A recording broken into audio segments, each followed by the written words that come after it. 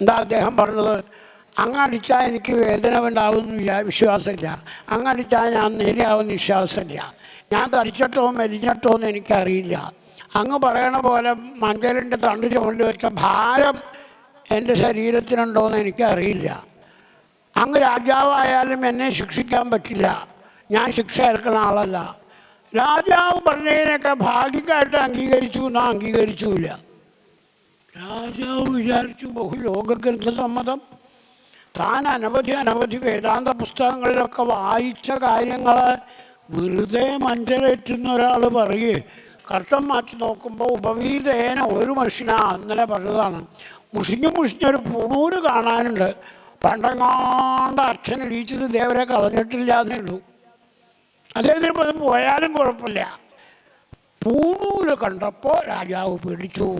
മഞ്ചലിന്ന് ചാടിയിറങ്ങി, ഇവിടുന്ന് ആരാന്ന് എനിക്ക് അറിയില്ലല്ലോ, എനിക്ക് അബദ്ധം പറ്റി, കപിലവാസുദേവനെ കാണാൻ പോണ എനിക്ക് അവിടുന്ന് സമയമായതുകൊണ്ട് ദർശനം തരാൻ ഇങ്ങോട്ട് വന്നതാണെന്ന് പറഞ്ഞാൽ ഭയപ്പെടണോ? ഗുരുവിനെ നിന്ദിച്ച വാക്ക് എന്നെക്കൊണ്ട് പറയിപ്പിച്ചു, എനിക്ക് പറയാനിടയായി, തെറ്റുപറ്റി, ക്ഷമിക്കണേ. ഇവിടുന്ന് പറഞ്ഞ പല കാര്യങ്ങളും എനിക്ക് മനസ്സിലാവണില്ല. ഭാരം ഏറ്റിയൊന്നും അറിയില്ല. ശരീരം മീതെ ഇരിക്കുകയാണ്. അതപ്പോൾ ഇത് ഭാരം വരില്ല. എങ്ങനെയാണ് അങ്ങനെ വരണത്? അടുപ്പത്ത് വെള്ളം വെച്ച് വെള്ളത്തിൻ്റെ ഉള്ളിൽ അടുപ്പത്ത് പാത്രം വെച്ച് പാത്രത്തിൻ്റെ ഉള്ളിൽ വെള്ളമൊഴിച്ച് ആ പാത്രത്തിൻ്റെ അടിയിൽ തീ കത്തിച്ചാൽ തീയിൻ്റെ ചൂട് ആദ്യം പാത്രത്തിലേക്കും പിന്നെ വെള്ളത്തിലേക്കും പിന്നെ വെള്ളത്തിലരിയിട്ട് ആ അരിയിലേക്കും പകർന്ന് ചോറാവണില്ലേ, കഞ്ഞി ആവണില്ലേ? എങ്ങനെയാണ് ഈ അരി വെന്തത്? വെള്ളത്തിൽ കിടന്നിട്ട് വെള്ളം തീയിൽ കിട്ടുമോ? ഇല്ല. പിന്നെ വെള്ളം പാത്രത്തിലാണ്, പാത്രത്തിൻ്റെ അടിയിലേ തീ കത്തിച്ചുള്ളൂ. അപ്പോൾ അടിയിലത്തെ തീ കത്തി പാത്രം ചൂടായി, വെള്ളം ചൂടായി, അരി ചൂടായി വേവണതില്ലേ? ഇതുപോലെ അടിച്ചാൽ വേദനയില്ല എന്ന് പറഞ്ഞാൽ ശരിയാവും. ശരീരമുള്ളപ്പോൾ ശരീരത്തിൽ അടികൊണ്ട് അയ്യോ വേദനിച്ചു എന്ന് പറയില്ലേ? അതെങ്ങനെയൊക്കെയാണ് എനിക്ക് തോന്നുന്നത്. തുറന്നു പറഞ്ഞു, സംശയം തോന്നാവുന്നത് ചിരിച്ചുകൊണ്ട് പറഞ്ഞു. കോവിലവാദവാദാൻ വദസി, ഭരതൻ്റെ വാക്കാ. അങ്ങ് പാണ്ഡിത്യമൊന്നും ഇല്ലെങ്കിലും പാണ്ഡിത്യമൊക്കെ ഉണ്ട്, ബഹുയോഗഗ്രന്ഥസമ്മതം കുറേ പുസ്തകമൊക്കെ ഞാനും വായിച്ചിട്ടുണ്ട് എന്ന മട്ടിൽ സംസാരിക്കുക. ഇതുകൊണ്ടൊന്നും രഘുഗണ ഏതത്തവസാനയാതി, ഈശ്വരാവബോധം ഉണ്ടാവില്ല. പുസ്തകം വായിച്ചു എന്നല്ലാണ്ട് ഈശ്വരാവബോധം ഉണ്ടാവണമെങ്കിൽ പുസ്തകം വായിച്ചുണ്ടാക്കുന്നതല്ല ഈശ്വരാവബോധം. അത് സജ്ജനങ്ങളുടെ അനുഗ്രഹം കൊണ്ട് പാവം ഇവൻ നേരെയായിക്കോട്ടെ ഈശ്വര എന്ന് സജ്ജനങ്ങളുടെ മനസ്സിൽ ഒരാളോട് ഒരു കാരുണ്യം തോന്നിയാൽ അപ്പോഴാണ് അവൻ ഈശ്വരാവബോധം ഉണ്ടാവുക.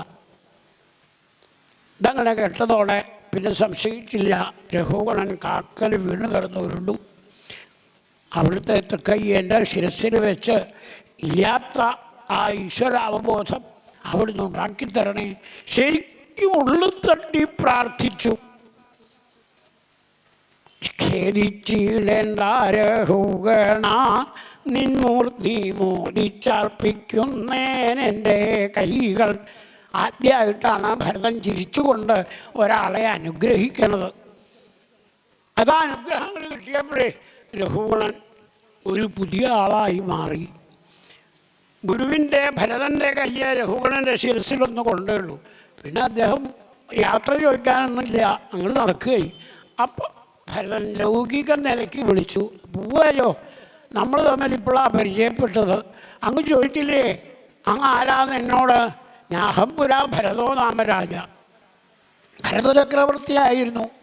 14 ലോകങ്ങളും ഭാരതത്തിലിരുന്ന് ഭരിക്കാൻ പറ്റിയ ആളുകളുണ്ടായിരുന്നു എന്ന് പറഞ്ഞേ പൃഥു ഭരതനൊക്കെ ആ വകുപ്പിൽപ്പെടും. അത് കേട്ടപ്പോൾ രഘുഗണൻ ഒന്നും കൂടി ഞെട്ടണ്ട. 3 ജന്മം മുമ്പത്തെ കഥയാണ് ഞാൻ പറഞ്ഞത്. ആദ്യം ഭരതനായിരുന്നു, പിന്നെ മാനായി, പിന്നെ ബ്രാഹ്മണൻ്റെ കുളത്തിൽ ജനിച്ചു. ഇപ്പോൾ ഒരു പൊട്ടനെ പോലെ നടക്കുക, അത്രേ ഉള്ളൂ. അന്നും ഇന്നും എന്നും എനിക്ക് ഒരേ തരം ജീവിതമാണ്. ഭരതൻ്റെ വാക്കുകൾ ഏതായാലും നമ്മൾ കണ്ടു, സംസാരിച്ചു, അങ്ങ് പോവുകയാണ്. ഞാൻ അങ്ങക്കൊരു വാള് തരണ പോലെ സ്വീകരിച്ചോളൂ. എന്താ അത്? നമ്മുടെ ഈ നിത്യജീവിതം ഇനിയിപ്പോൾ പോയി ജീവിക്കുന്നതും ഈ ലോകത്ത് തന്നെയല്ലേ നിത്യജീവിതം. കാട്ടിലെ ജീവിതം പോലെയാണ്.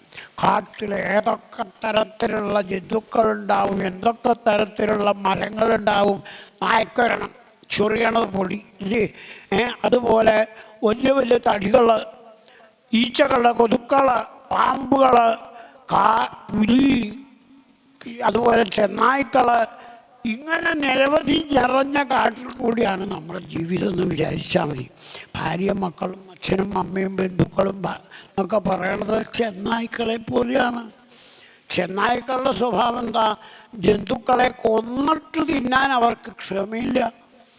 അപ്പം തിന്ന് അതിനെ കൊല്ലുക എന്നല്ലാണ്ട് മറ്റുള്ള ജന്തുക്കളൊക്കെ തനിക്ക് കിട്ടിയ ഇരയെ കൊന്നിട്ടേ തിന്നുള്ളൂ. ചെന്നായ്ക്കൾ ആർത്തി കൊണ്ട് അങ്ങനെയല്ല, തിന്നലാദ്യം എപ്പോഴാച്ചാ ചത്തോട്ടെ എന്നാണ്. സിംഹമൊന്നും അത് ചെയ്യില്ല. മാനിനെ പിടിച്ച് കൊന്നിട്ടേ സിംഹം തിന്നുള്ളൂ. ചെന്നായ അങ്ങനെയല്ല, എവിടെയാ കിട്ടിയാച്ചാൽ അവിടുത്തെ ശാപ്പിടും, പിന്നെ ബാക്കി ഇങ്ങനെയാണ്. അതുപോലെയാണ് സ്നേഹം എന്ന് പറയുന്ന ഭാര്യയും കുട്ടികളും മക്കളും ബന്ധുക്കളും ഒക്കെ. ഇതൊക്കെ ഭാഗവതത്തിൽ പറഞ്ഞത്, ഭരതൻ പറഞ്ഞത്, രഘുഗണന് ബോധ്യായ കാര്യം നമ്മളിവിടെ പറഞ്ഞ് അത് യോജിക്കുമോ? നമ്മുടെ സംസാരക്കാട്ടിൽ വീട്ടിലെ ഭാര്യയും കുട്ടികളും ഒക്കെ അച്ഛ അമ്മ അല്ലെങ്കിൽ ഏട്ടാ അനിയ എന്നൊക്കെ പറഞ്ഞ് വിളിച്ചു വരുമ്പോൾ നിങ്ങളൊക്കെ ചെന്നായ്ക്കളെ പോലെയാണെന്ന് പറഞ്ഞാൽ ശരിയാവില്ല. അപ്പം നമുക്കിതൊക്കെ വെറും ഏട്ടിലെ പശു പുസ്തകത്തിലെ വരികളെ ആയുള്ളൂ. നമുക്ക് ആ ബോധത്തോടെ ജീവിക്കാൻ പറ്റില്ല. അതൊക്കെ ഭാഗവതം നമ്മളെ ഓർമ്മപ്പെടുത്തണം. അപ്പോൾ ഇതൊക്കെ ഉള്ളിൽ വെച്ചുകൊണ്ടുള്ള ജീവിതം ഭരതയോഗീശ്വരൻ രഘുഗണന് കൊടുത്തു.